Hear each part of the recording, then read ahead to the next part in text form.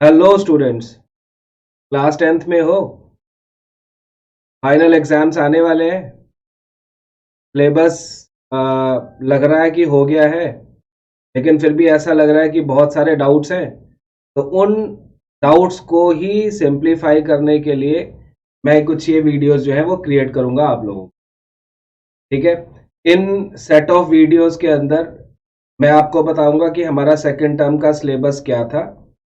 उसके अंदर रिवीजन के अंदर हमें क्या क्या मेन पॉइंट्स जो है वो हमें ध्यान रखने चाहिए। ठीक है। हमें किस तरह से अपने बाकी के दिन प्लान करने चाहिए।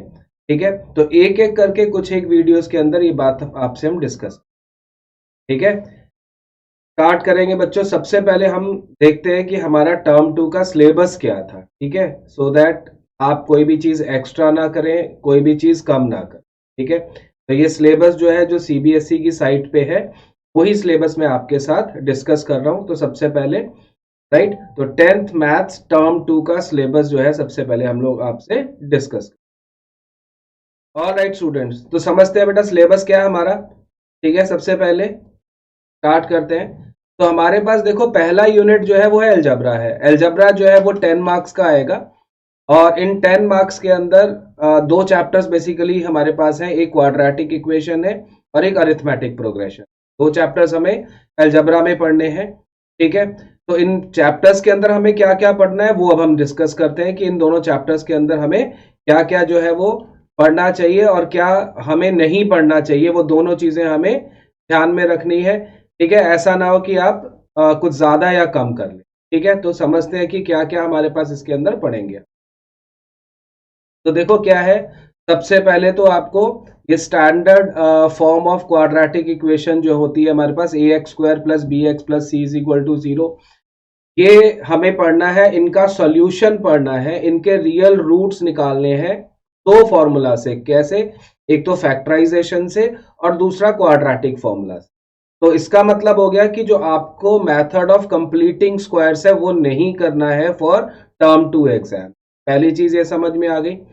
दूसरा, हमें डिस्क्रिमिनेंट के यूज करके नेचर ऑफ रूट्स जो है वो फाइंड आउट करने हैं। ठीक है। अभी मैं सिर्फ आपको सिलेबस ही बता रहा हूं, अदरवाइज बाकी जो इनके शॉर्ट नोट्स हैं वो मैं आपके साथ डिस्कस करूंगा आने वाली वीडियो। ठीक है। आगे देखो कि हमारे पास यहाँ पर और क्या करना है। Situational problems based on quadratic equations, basically word problems की बात कर रहे हैं।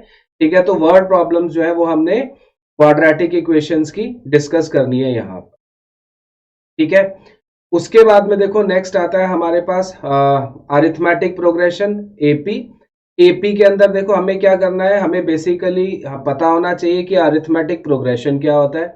हमें ये पता करना है कि जो nth टर्म ऑफ एपी है वो क्या होती है और sum to n terms of AP क्या होती है। ठीक है। तो ये चीजें हमें करनी है।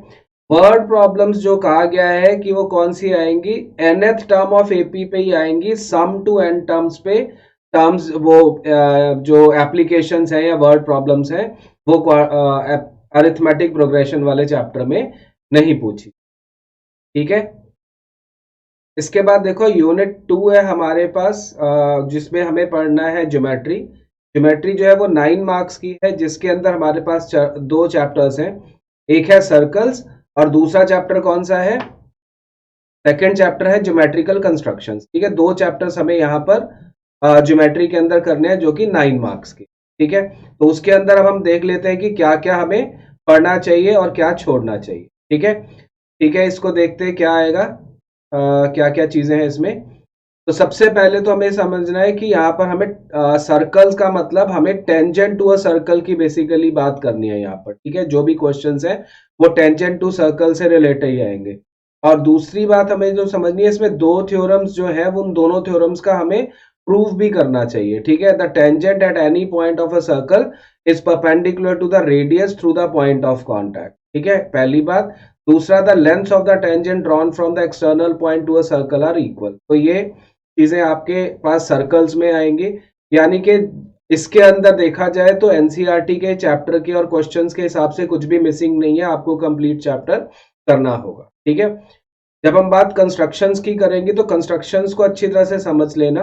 हमारे पास कंस्ट्रक्शन में दो चीजें करनी है, एक तो लाइन सेगमेंट जो है वो उसका उसको इंटरनली किस रेशियो में डिवाइड करना है तो करना है, जो कि फर्स्ट एक्सरसाइज का फर्स्ट क्वेश्चन है, उस टाइप के क्वेश्चन, ठीक है। और बाकी सेकंड एक्सरसाइज जो है वो कंप्लीट है, जहां पर हमें टेंजेंट्स ड्रॉ करनी है किसी भी सर्कल पे फ्रॉम द एक्सटर्नल, ठीक है। तो ये कंस्ट्रक्शंस के लिए हो जाएगा, राइट। तो ज्योमेट्री में ये आपके पास ये दो चैप्टर्स और उनके सिलेबस हो गए। नेक्स्ट यूनिट है ट्रिग्नोमेट्री। ट्रिग्नोमेट्री जो है वो 7 मार्क्स में आएगी। यहां पर ट्रिग्नोमेट्री का मतलब एप्लीकेशंस ऑफ ट्रिग्नोमेट्री, जिसमें आपके पास हाइट्स एंड डिस्टेंसेस से रिलेटेड क्वेश्चंस पूछे जाएंगे, ठीक है। जिसमें हमें नॉलेज होनी चाहिए एंगल ऑफ एलिवेशन की, एंगल ऑफ डिप्रेशन की, और एनसीईआरटी टाइप के जो क्वेश्चन है, बेसिक क्वेश्चन, उसी तरह के क्वेश्चंस आएंगे जहां पर हम दो डिफरेंट ट्राइंगल्स को लेके क्वेश्चन को सॉल्व कर सकते हैं, ठीक है। और आपने क्या याद रखना है कि हमारे पास जो एंगल्स होंगे 30, 45 और 60 के ही होने चाहिए, इसके अलावा एंगल्स के क्वेश्चन जो है उसके अंदर नहीं आएंगे, ठीक है। ये एप्लीकेशंस ऑफ ट्रिग्नोमेट्री हो गया। फिर बता रहा हूं, अभी सिर्फ सिलेबस डिस्कस कर रहे हैं हम यहाँ पर, और इनसे रिलेटेड जो बेसिक कॉन्सेप्ट्स हैं वो भी मैं शॉर्ट वीडियोस के लिए के अंदर आपके लिए बनाऊंगा, और उसको फिर आप देखोगे तो आपका सिलेबस रिवाइज हो जाए, ठीक है। नेक्स्ट यूनिट है हमारे पास मेंसुरेशन। मेंसुरेशन में हमारे पास बेसिकली जो चैप्टर है यहाँ पर वो है सरफेस एरिया एंड वॉल्यूम, ठीक है। ये 6 मार्क्स का यूनिट है, ठीक है। मतलब ये चैप्टर 6 मार्क्स का है, और इसके अंदर भी कुछ भी डिलीटेड नहीं है। एक टॉपिक लास्ट एक्सरसाइज जो कि फ्रस्टम से रिलेटेड है वो नहीं आएगी, उसके अलावा बाकी सारा सिलेबस है जो एनसीईआरटी में आपको दे रखा है, ठीक है। यानी कि आपको क्या क्या करना है, एरियाज और वॉल्यूम निकालना है, ठीक है। कॉम्बिनेशन ऑफ टू फिगर्स का, जिसमें cubes, cuboid, spheres, hemispheres, right circular cylinder या कोन्स जो है वो होंगे हमारे पास, ठीक है। और इनसे रिलेटेड हमारे पास कुछ वर्ड प्रॉब्लम कह लो, जिसके अंदर हमें क्या करना है, एक फिगर से दूसरे फिगर में हमें कन्वर्ट करना होगा, तो ठीक है।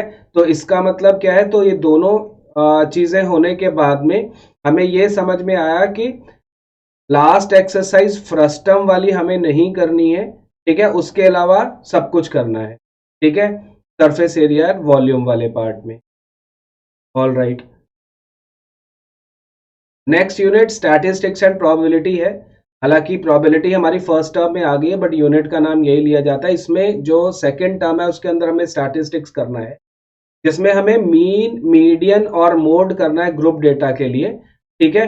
और हमारे पास ये याद रखना है कि मीन और मीडियन हमें किससे निकालने हैं, दो मेथड से। एक तो डायरेक्ट मेथड से, मतलब मीन की बात बेसिकली करेंगे तो डायरेक्ट मेथड से, और अज्यूम्ड मीन मेथड से ही हमें निकाल, ठीक है। तो इन दो मेथड्स को हमें यूज करना है, यानी कि हमारे पास जो शॉर्टकट मेथड है वो हमें नहीं करना हो, ठीक है। तो बेटा ये जो है वो सेकेंड टर्म का आपका सिलेबस है, और इसी सिलेबस पे, उन्हीं टॉपिक्स पे फोकस करिएगा जो सिलेबस में आ रहे हैं, ठीक है। इधर उधर के फालतू कुछ करने की जरूरत नहीं है, ठीक है। सैंपल पेपर्स भी कुछ जो मार्केट से आप अगर परचेज करके कुछ करना चाहोगे तो आपको उसमें भी काफी बार क्या होता है, बड़ा दिमाग लगा के उनको भी देखना है कि क्वेश्चंस कुछ भी ऐसे ना हो जो एक्चुअली में उसमें डाल दी गए हैं लेकिन सिलेबस में नहीं है। और इसका सबसे अच्छा रेफरेंस क्या होता है कि सीबीएसई सैंपल पेपर्स पे जाओ, जहां पर भी आपको डाउट हो वहां पर आप सीबीएसई की साइट पे एक बार फिर से जाके सिलेबस चेक कर लो। वैसे तो अब आप इस वीडियो को 3 बार देख लोगे तो आपको सब कुछ याद हो जाएगा कि एक्चुअली में हमें क्या पढ़ना चाहिए, ठीक है। तो सिलेबस को सीखने के बाद, या हमारा हमें क्या करना है, हमारा क्या सिलेबस में आ रहा है टर्म 2 में, उसके बाद में देखो अब नेक्स्ट मैंने आपको आपके लिए वीडियोस क्रिएट करूंगा, शॉर्ट वीडियोस, जिसके अंदर पूरा पूरा चैप्टर थोड़ी थोड़ी देर के अंदर एक आधा एग्जाम्पल लेके वो मैं क्लियर कर दूंगा कि क्या क्या फॉर्मूले, क्या क्या चीजें इस चैप्टर में इंपॉर्टेंट है जो आपको पढ़नी चाहिए, ठीक है।